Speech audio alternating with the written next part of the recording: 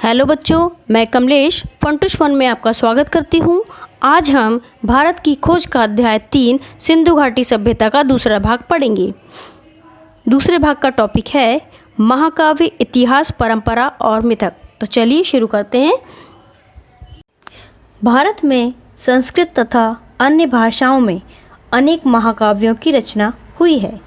भारत के महाकाव्यों में वाल्मीकि द्वारा रचित रामायण, व्यास देवपान रचित महाभारत, तुलसीदास रचित रामचरितमानस आदि ग्रंथ प्रमुख हैं।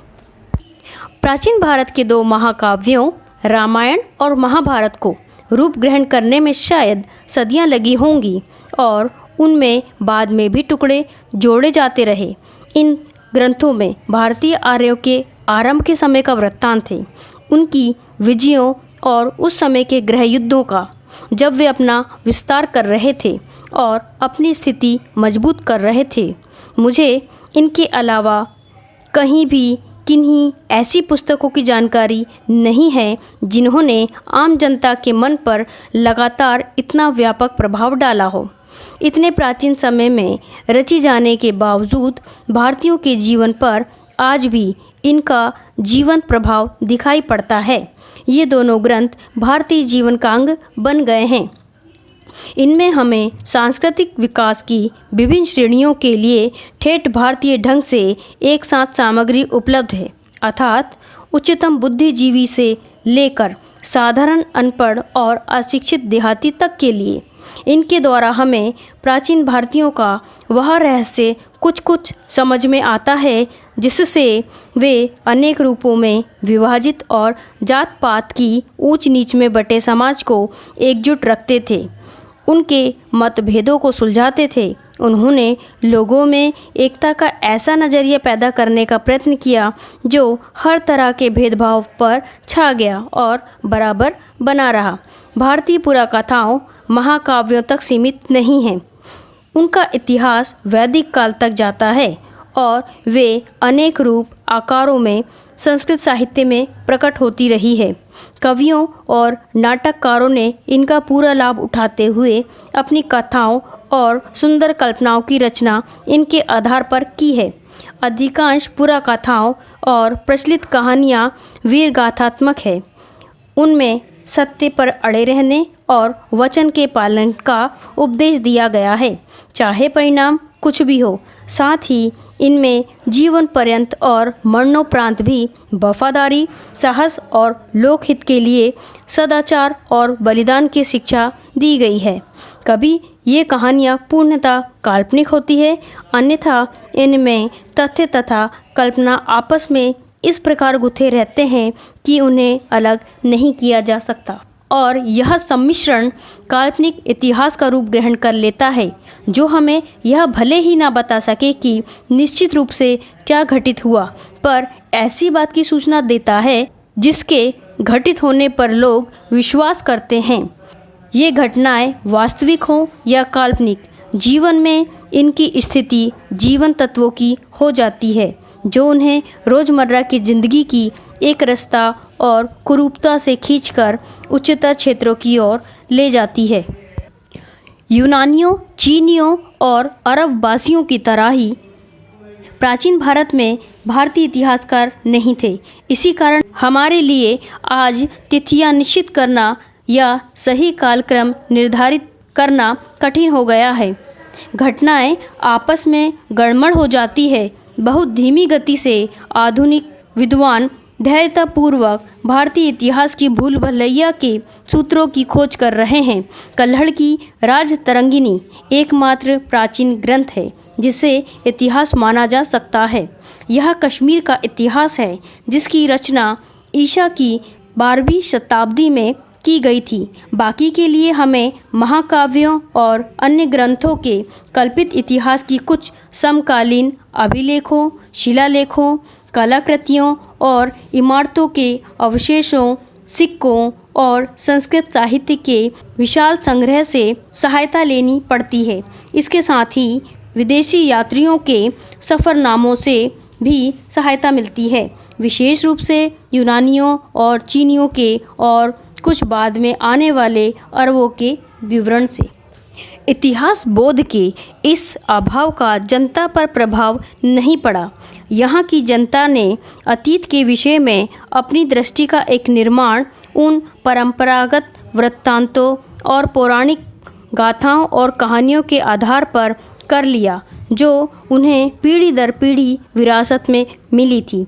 इस काल्पनिक इतिहास तथा तथ्यों और दंत कथाओं के इस मिश्रित रूप का व्यापक प्रचार हुआ।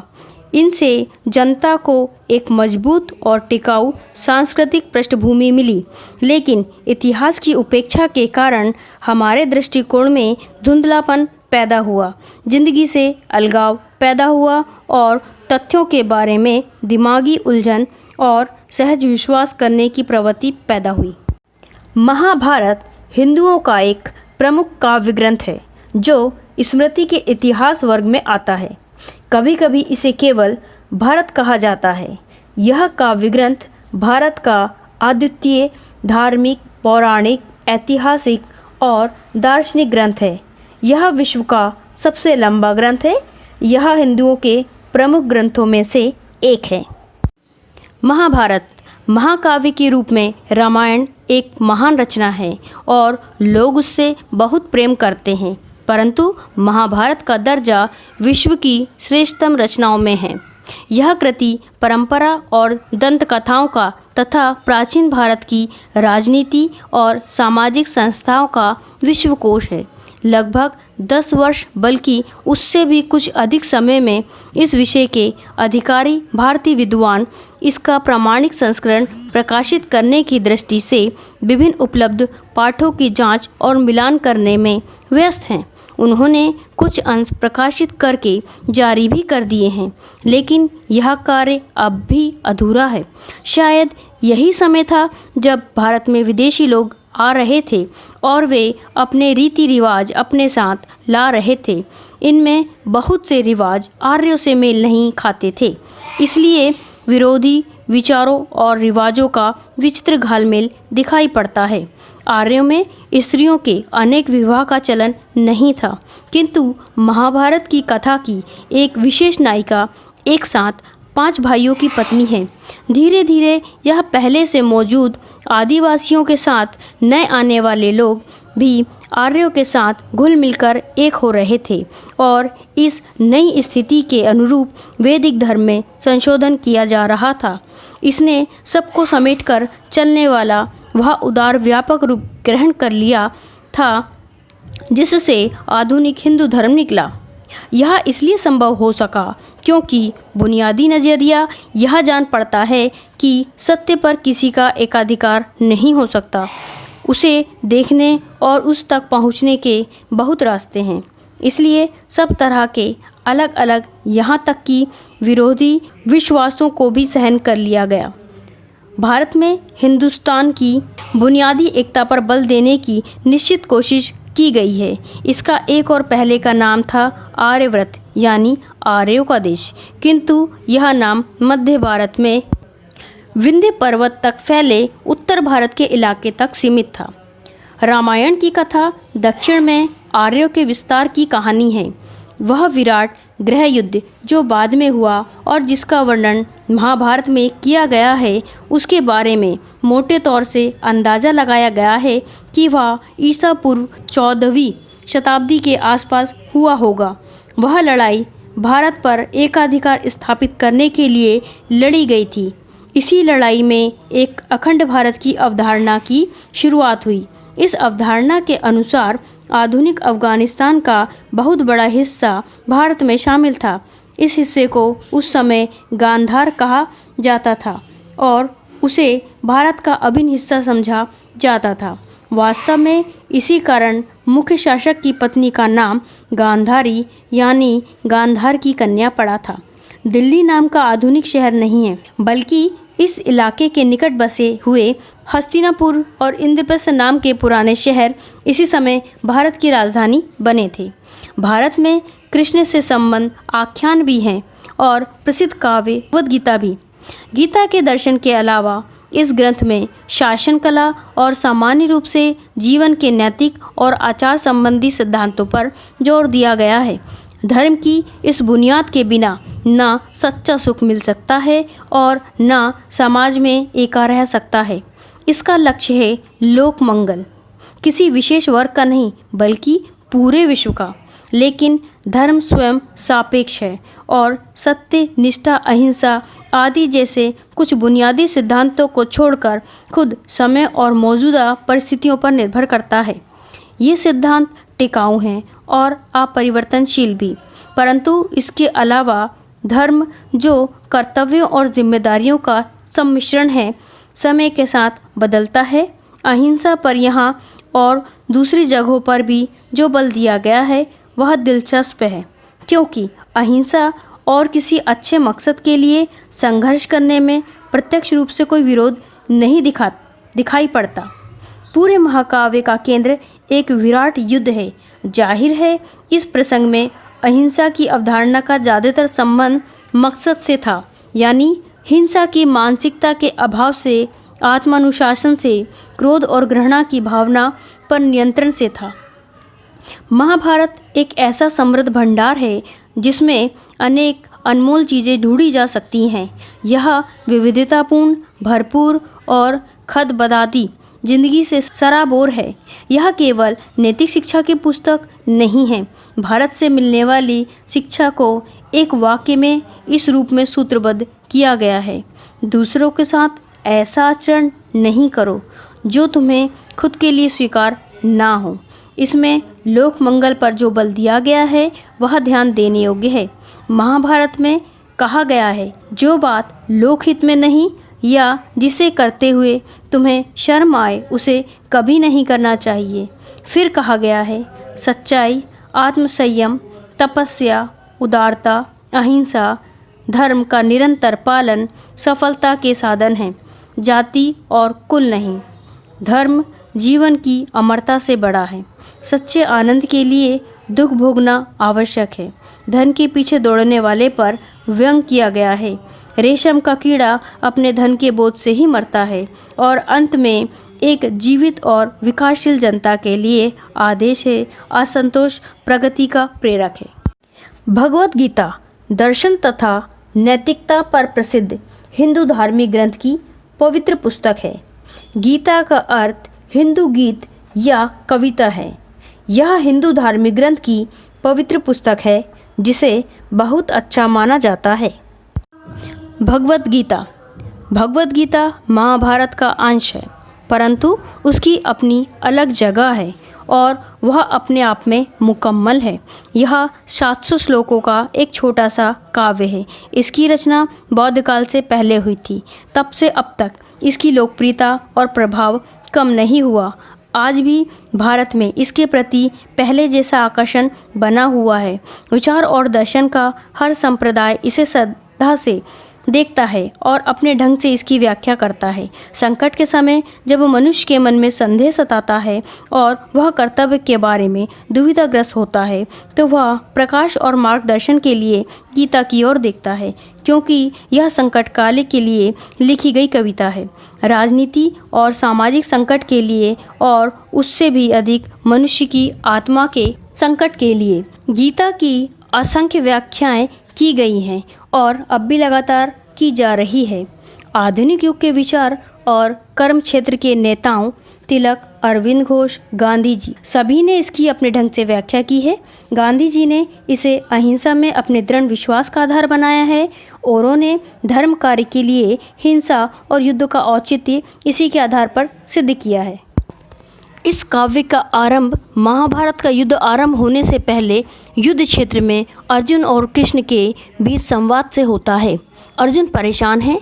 उसकी अंतरात्मा युद्ध और उसमें होने वाले व्यापक नरसंहार के, मित्रों और संबंधियों के संहार के विचार में विरुद्ध विद्रोह कर उठती है। आखिर यह किस लिए?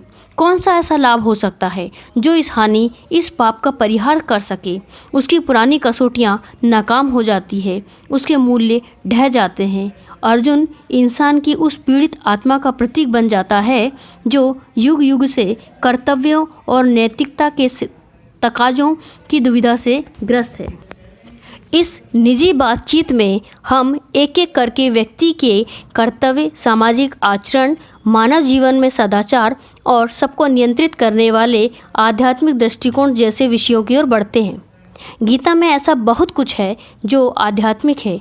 इसमें मानव विकास के 3 मार्गों ज्ञान, कर्म और भक्ति के बीच समन्वय करने का प्रयास किया गया है। बाकी 2 की तुलना में भक्ति पर अधिक बल दिया गया है। यहाँ तक कि इसमें एक व्यक्तिगत ईश्वर का स्वरूप उभरता है, हालांकि उसे पूर्ण रूप परमेश्वर का ही अवतार माना गया है। गीता में मानव अस्तित्व और आध्यात्मिक पृष्ठभूमि का निरूपण किया गया है। रोज़मर्रा की ज़िंदगी की व्यवहारिक समस्याएं इसी संदर्भ में सामने आती है। गीता में जीवन के कर्तव्यों के निर्वाह के लिए कर्म का आह्वान किया गया है। अकर्मण्यता की निंदा की गई है और कहा गया है कि कर्म और जीवन को समय के उच्चतम आदर्शों के अनुरूप होना चाहिए, क्योंकि ये आदर्श समय समय पर स्वयं ही बदल सकते हैं। युग धर्म अर्थात विशेष युग के अपने आदर्श को हमेशा ध्यान में रखना चाहिए। गीता का संदेश न सांप्रदायिक है और न ही किसी विशेष विचारधारा के लोगों को संबोधित करता है। इसकी दृष्टि सार्वभौमिक है। उसमें कहा गया है, सभी रास्ते मुझ तक आते हैं। इसी सार्वभौमिकता के कारण गीता सभी वर्गों और संप्रदायों के लोगों के लिए मान्य हुई। इसकी रचना के बाद 2500 वर्षों में भारतवासी बार बार परिवर्तन, विकास और ह्रास की प्रक्रिया से गुजरे हैं। उन्हें एक के बाद एक तरह तरह के अनुभव हुए हैं, एक के बाद एक विचार सामने आए हैं, पर उन्हें हमेशा गीता में कोई ऐसी जीवन चीज़ मिली है जो विकसित होते विचारों से मेल खाती रही। आगे, प्राचीन भारत में जीवन और कर्म। आखिर प्राचीन भारत का इतिहास क्या है? मानव के उदय से लेकर 10वीं सदी तक के भारत का इतिहास प्राचीन भारत का इतिहास कहलाता है।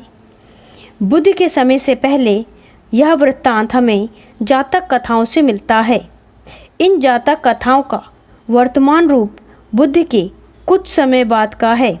जातक कथाओं में उस समय का वर्णन है जब भारत की 2 प्रधान जातियां द्रविड़ों और आर्यों का अंतिम रूप से मेल हो रहा था। कहा जा सकता है कि जातक पुरोहित या ब्राह्मण परंपरा तथा क्षत्रिय या शासक परंपरा के विरोध में लोक परंपरा का प्रतिनिधित्व करते हैं। ग्राम सभाएं एक सीमा तक स्वतंत्र थी। आमदनी का मुख्य जरिया लगान था। माना जाता था कि जमीन पर लगाया जाने वाला कर उत्पादन में राजा का हिस्सा है। उसका भुगतान हमेशा तो नहीं, पर अक्सर गल्ले या पैदावार की शक्ल में किया जाता था। यह कर उपज के 6ठे भाग के करीब होता था। यह सभ्यता मुख्य रूप से कृषि केंद्रित थी और इसकी बुनियादी इकाई स्वशासित गांव थे। राजनीतिक और आर्थिक ढांचा इन्हीं ग्राम समुदायों से बनाया जाता था, जिन्हें 10-10 और 100-100 के समूह में बांट दिया जाता था। जातकों के वर्णनों से एक खास तरह का विकास उभर कर सामने आता है। यह विशेष दस्तकारियों से जुड़े लोगों की अलग बस्तियों और गांव की स्थापना थी। इस प्रकार एक गांव बढ़इयों का था, एक गांव लोहारों का था। इसी तरह और पेशों के लोगों के गांव थे। ये खास पेशेवर लोगों के गांव आमतौर पर शहर के पास बसे होते थे। शहर में उनके विशेष उत्पादनों की खपत हो जाती थी और बदले में उन्हें जिंदगी की दूसरी ज़रूरतों को पूरा करने का सामान मिल जाता था।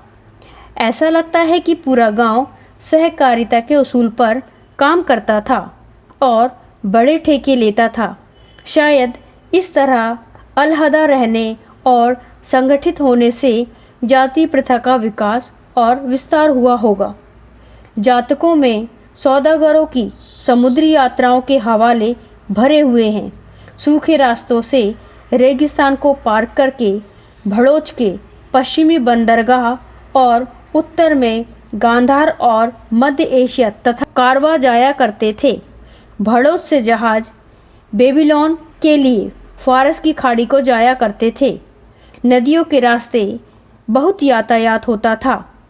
जातकों के अनुसार बड़े बनारस, पटना, चंपा, भागलपुर और दूसरे स्थानों से समुद्र की ओर जाते थे और वहां से दक्षिणी बंदरगाहों और लंका तथा मलय टापू तक। भारत में लिखने की प्रथा बहुत पुरानी है। पाषाण युग के मिट्टी के पुराने बर्तनों पर ब्राह्मी लिपि के अक्षर मिले हैं। मोहनजोदड़ो में मिले शिलालेखों को अब तक पूरी तरह नहीं पढ़ा जा सका है। वे ब्राह्मी लेख जो पूरे भारत में मिले हैं निश्चित रूप से उस मूल लिपि में है जिससे भारत में देवनागरी और अन्य लिपियों का विकास हुआ है। अशोक के कुछ लेख ब्राह्मी लिपि में हैं। उत्तर पश्चिम में मिलने वाले कुछ अन्य लेख खरोष्टी लिपि में हैं। ईसा पूर्व 6वीं या 7वीं शताब्दी में पाणिनि ने संस्कृत भाषा में अपने प्रसिद्ध व्याकरण की रचना की। उन्होंने अपने से पहले के व्याकरणों का उल्लेख किया है। उनके समय तक संस्कृत का रूप स्थिर हो चुका था और वह एक निरंतर विकासशील साहित्य की भाषा बन चुकी थी। पाणिनि आज भी संस्कृत व्याकरण पर आधिकारिक प्रमाण माना जाता है। हालांकि बाद के व्याकरणों में उनमें कुछ जोड़ा भी है और उसकी व्याख्या भी की है। यह दिलचस्प है कि पाणिनि ने यूनानी लिपि का उल्लेख किया है। इससे संकेत मिलता है कि पूर्व दिशा में सिकंदर के आने से बहुत पहले भारत और यूनान के बीच किसी न किसी तरह का संपर्क हो चुका था। औषध विज्ञान की पाठ्यपुस्तकें भी थी और अस्पताल भी। अनुश्रुति है कि भारत में औषधि विज्ञान के जनक धन्वंतरी थे, किंतु सबसे प्रसिद्ध पुरानी पुस्तकें ईस्वी सन की शुरू की सदियों में लिखी गई। इनमें औषधि पर चरक की पुस्तकें हैं और शल्य चिकित्सा पर सुश्रुत की। कहा जाता है कि चरक उन राजा कनिष्क के दरबार में राजवैद्य थे जिनकी राजधानी पश्चिमोत्तर दिशा में थी। इन पाठ्यपुस्तकों में बहुत सी बीमारियों का जिक्र है और उनकी पहचान और इलाज के तरीके बताए गए हैं। इनमें शल्य चिकित्सा, प्रसूति विज्ञान, स्नान, पथ्य, सफाई, बच्चों को खिलाने और चिकित्सा के बारे में शिक्षा को विषय बनाया गया है। लेखक का रुझान प्रयोगात्मक है और शल्य प्रशिक्षण के दौरान मुर्दों की चीरफाड़ कराई जाती थी। सुश्रुत ने शल्य क्रिया के औजारों का जिक्र किया है, साथ ही ऑपरेशन का भी। इसमें अंगों को काटना, पेट काटना, ऑपरेशन से बच्चे का जन्म दिलाना, मोतियाबिंद का ऑपरेशन आदि सब शामिल हैं। घावों के जीवाणुओं को धुआं देकर मारा जाता था।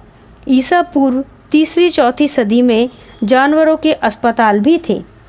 यह जैन और बौद्ध धर्म का प्रभाव था जिसमें अहिंसा पर बल दिया जाता था। महाकाव्यों के युग में अक्सर वनों में एक तरह के विश्वविद्यालयों का जिक्र किया गया है। ये कस्बे या शहर से बहुत दूर नहीं होते थे। इनमें प्रसिद्ध विद्वानों के आसपास शिक्षा प्रशिक्षण के उद्देश्य से लोग इकट्ठे होते थे। शिक्षा में तरह तरह के विषय शामिल थे जिनमें सैनिक प्रशिक्षण भी होता था। इन वन आश्रमों को इसलिए पसंद किया जाता था क्योंकि शहरी जीवन के आकर्षणों से बचाकर विद्यार्थियों के लिए नियमित और ब्रह्मचर्य का जीवन बिताना संभव होता था। कुछ वर्ष तक यहाँ प्रशिक्षण के बाद उनसे अपेक्षा की जाती थी कि वे वापस लौटकर गृहस्थ और नागरिक जीवन बिताएंगे। इन वन शिक्षालयों में प्रायः छोटे छोटे गुट रहते थे। गो कि इस बात के संकेत मिलते हैं कि लोकप्रिय अध्यापक बड़ी संख्या में विद्यार्थियों को आकर्षित करते थे।